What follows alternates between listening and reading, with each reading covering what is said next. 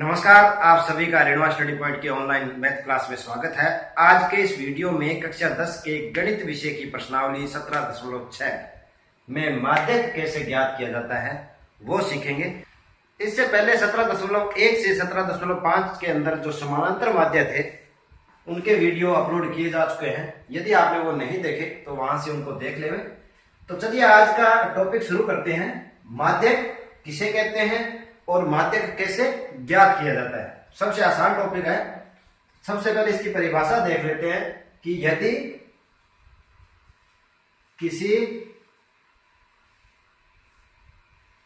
चर राशि, मान लेते हैं चर राशि वो x है, x के n पदों को आरोही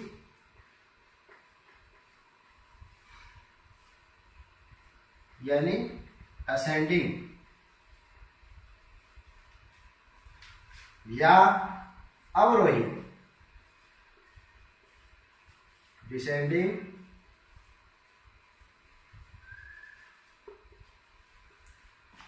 क्रम में रखा जाए तो मध्य का पद, ध्यान रखना, ये मध्य का पद माध्यक कहलाता है। मध्य का पद क्या कहलाएगा? माध्यक। और इसे कैपिटल M से दर्शाते हैं, माध्यक कहलाता। एक बार इसे समझ लीजिए कि कोई भी आपको मान दिया हुआ है किन्हीं भी चर राशियों का, उनको आपको आरोही या अवरोही क्रम में, आरोही क्रम क्या होता है? बढ़ता हुआ क्रम। आरोही क्रम का अर्थ है बढ़ता हुआ क्रम। जैसे एक उदाहरण लेते हैं, सबसे छोटा पहले, फिर बड़ा और फिर बड़ा, यानी जो बढ़ता क्रम है वो क्या कहलाता है? आरोही क्रम। अवरोही क्रम इसका उल्टा होता है, घटता हुआ क्रम। अवरोही क्रम क्या कहलाता है? घटता क्रम, यानी कि सबसे बड़ा पहले, उसके बाद उससे छोटा और अंत में सबसे छोटा। तो कोई भी चर राशि है उसके मानों को या तो आपको आरोही क्रम में जमाना है या फिर अवरोही क्रम में जमाना है। उन मानों को जैसे ही आरोही या अवरोही क्रम में जमाओगे तो सबसे जो बीच का जो पद होगा वो क्या कहलाएगा? माध्यक कहलाएगा। अब इसमें दो कंडीशनें बनेगी। हो सकता है कि जो आपको चर राशि दी हुई है उसमें जो पद है वो सम संख्या में हो या फिर विषम संख्या में। यदि जो चर राशि के पद विषम संख्या में होते हैं तब माध्यक कैसे ज्ञात करेंगे? यदि पदों की संख्या विषम हो, पदों की संख्या विषम हो तो आपको ध्यान रखना है कि तब जो पद होगा, बीच का पद क्या कहलाता है? वो एक ही होगा। यदि पदों की संख्या विषम हो तो मध्य का पद क्या होगा? एक ही होगा। तो मध्य का पद एक ही होगा। कैसे होगा अभी बताते हैं। एक ही होगा। और तब कैसे निकालेंगे? तब n+1 बटा दोवां पद ही माध्यक होगा। इसको अपने उदाहरण से समझेंगे कि यदि पदों की संख्या विषम है तो एक ही पद होगा, बीच का जो पद होगा वो एक पद होगा। जैसे मान लेते हैं पदों की संख्या 11 है, पदों की संख्या 11, तो एक पद बीच का कैसे होगा? 5 तो इधर रह जाएंगे, 5 इधर, 10, बीच में सिर्फ एक ही पद आएगा। तो आपको जो माध्यक ज्ञात करना है वो n+1 बटा दोवां पद होगा, वही क्या होगा? उसका माध्यक होगा। इसको अपने उदाहरण के द्वारा समझेंगे। उससे पहले बात कर लेते हैं, यदि पदों की संख्या सम हो, यदि पदों की संख्या विषम की तो बात कर ले। यदि आपको प्रश्न में पद दिया हुआ और उनकी संख्या के दिया हुआ सम दी हुई है, यदि पदों की संख्या सम हो तब क्या होते हैं? तब बीच में दो पद होंगे। तब मध्य में कितने पद आएंगे? दो पद आएंगे। तब माध्य कैसे निकालेंगे? उन दोनों पदों का जो औसत होगा वही क्या कहलाएगा? माध्यक होगा तो पहला पद, तब पहला पद क्या होगा n बटा 2वां पद, और दूसरा पद कौन सा होगा n बटा 2 प्लस 1वां पद। और आपको क्या करना है, इन दोनों पदों का पता कर इनका जो औसत होगा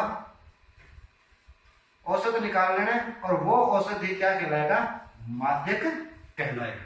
चलिए इनको उदाहरणों के द्वारा समझते हैं। निम्न आंकड़ों का माध्यक ज्ञात कीजिए। 37, 31, 42, 43, 46, 25, 39, 45 और 32। ये आपको जो आंकड़े दिए हुए हैं इनके आधार पर इनका माध्यक ज्ञात करना है। तो सबसे पहले आपको क्या देखना है कि जो पद दिए हुए हैं वो उनकी संख्या सम है या विषम है। तो यहाँ पर इनको गिन लेते हैं, 1, 2, 3, 4, 5, 6, 7, 8 और 9, यानी यहाँ पदों की संख्या क्या है, विषम है।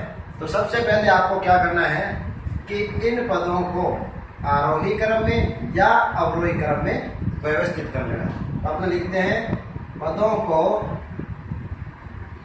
आरोही क्रम में रखने पर, इनको आरोही क्रम में रखते हैं।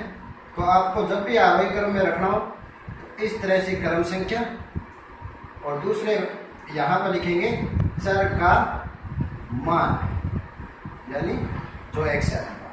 क्रम संख्या 9 है, 1, 2, 3, 4, 5, 6, 7, 8 और 9 पद है अपने पास। तो आरोही क्रम में लिखेंगे तो सबसे छोटा पद सबसे पहले लिखना है। तो इनमें सबसे छोटा पद देख लीजिए क्या होगा, 25। उसके बाद सेकंड नंबर पे क्या लिखेंगे, 25 से बड़ा पद। 25 से बड़ा पद आप देखिए इसमें क्या है, 31। फिर 31 से बड़ा पद 32। 32 से बड़ा पद देख लीजिए 37, 37। 37 से बड़ा पद 39, 39। 39 से बड़ा पद देखिए 42। 42 से बड़ा पद 43। 43 से बड़ा पद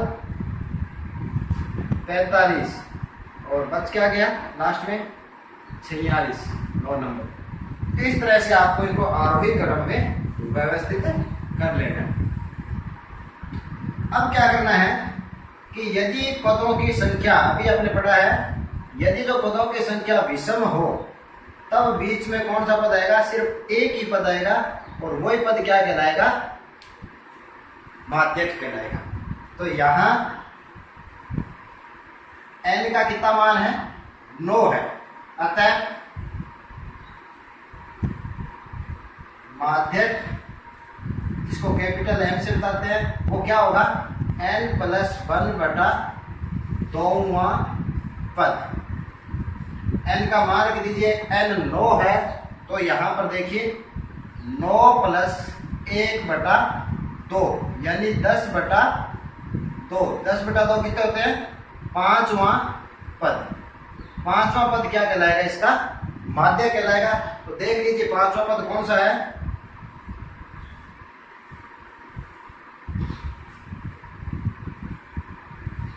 तो यहाँ पर 5वां पद क्या है, 39 है, अतः माध्यक बराबर 39। इस तरह से अपने इनमें माध्यक ज्ञात करेंगे। दूसरा उदाहरण देखिए, निम्न आंकड़ों का माध्यक ज्ञात कीजिए, जिसमें कुछ आंकड़े दिए हुए हैं और उन आंकड़ों की सहायता से आपको माध्यक ज्ञात करना है। तो सबसे पहले आपको क्या देखना है कि जो पद दिए हुए हैं वो सम है या विषम है। तो यहाँ पर पदों की संख्या देख लीजिए, 1, 2, 3, 4, 5, 6, 7, 8, 9 और 10। या पदों की संख्या सम है तो या मध्य में कितने पद होंगे, 2 पद होंगे। तो सबसे पहले अपने इनको क्या करेंगे, आरोही क्रम में व्यवस्थित कर लेते हैं। तो पदों को आरोही क्रम में रखने पर, तो आपको एक टेबल बनानी है और उस टेबल के आधार पर इसको आरोही क्रम में रखेंगे। तो टेबल में सबसे पहले क्रम संख्या 10 पद है तो 10 तक लिख लीजिए, 3, 4, 5, 6, 7, 8, 9 और 10। अब आरोही क्रम में लिखना है तो सबसे पहले जो कौन से चर का मान आएगा, सबसे छोटा। तो चर का मान यहाँ पे सबसे छोटे वाले चर को देख लीजिए कितना है 20। उसके बाद में 20 के बाद 22, 22 के बाद 23, बढ़ते हुए क्रम में आपको लिखते जाना है। 23 के बाद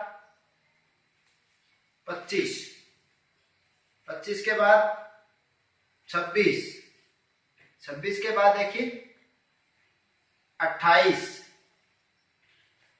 28 के बाद 31, 31 के बाद देख लीजिए 32, 32 के बाद 34 और लास्ट में सबसे बड़ा पद कौन सा है 35। इस तरह से इन पदों को आपको व्यवस्थित करना है। अब देखिए चूंकि यहां पर n बराबर कितना है 10 है, जो कि सम संख्या है, जो कि क्या है सम संख्या है। तो अपने पहले बात कर चुके हैं कि यदि पदों की संख्या सम हो तो बीच में कितने पद होंगे 2 पद होंगे। तो यहां आपको पहला पद निकालना है। पहला पद कैसे निकालेंगे, n बटा 2वां पद, n का मान है 10, 10 बटा 2वां पद। 10 बटा 2 कितने होते हैं 5वां पद। यहां पर आपको 5वां पद लिख देना है। 5वां पद कौन सा हो गया, ये 26। तो पहला जो पद आ गया वो हो गया 26। दूसरा पद n बटा 2 प्लस 1वां पद। तो यहां n का मान लिख दीजिए 10 बटा 2 प्लस 1वां पद। 10 बटा 2 क्या होता है 5 प्लस 1 बराबर 6वां पद। अब 6वां पद कौन सा है 28। 6वां पद कौन सा है 28। तो अब आपको देखो याद कीजिए कि जब पदों की संख्या सम हो तो यहां पर 2 पद होंगे, उनका औसत ही क्या कहलाएगा माध्यक कहलाएगा। अपने लिख देते हैं अतः माध्यक बराबर, माध्यक को किससे बताते हैं कैपिटल M से। माध्यक बराबर दोनों पदों का औसत कैसे निकालते हैं, दोनों पदों का योग में 2 का भाग आपको देना है। तो यहीं को जोड़ दीजिए 8 और 6 जो 14, 1 2 2 4 और 1 5, 2 का भाग देना है। कितना आंसर आ गया 27। तो यहां पर आपका जो उत्तर आ जाएगा 27 हो जाएगा। तो उम्मीद करता हूं कि आज के इस वीडियो में समझाया गया प्रश्न आपको अच्छी तरह से समझ आया होगा। यदि आपको ये वीडियो अच्छा लगे तो इसे लाइक और शेयर जरूर करें। आज के लिए इतना ही, मिलते हैं अगले वीडियो में इसी के साथ तब तक के लिए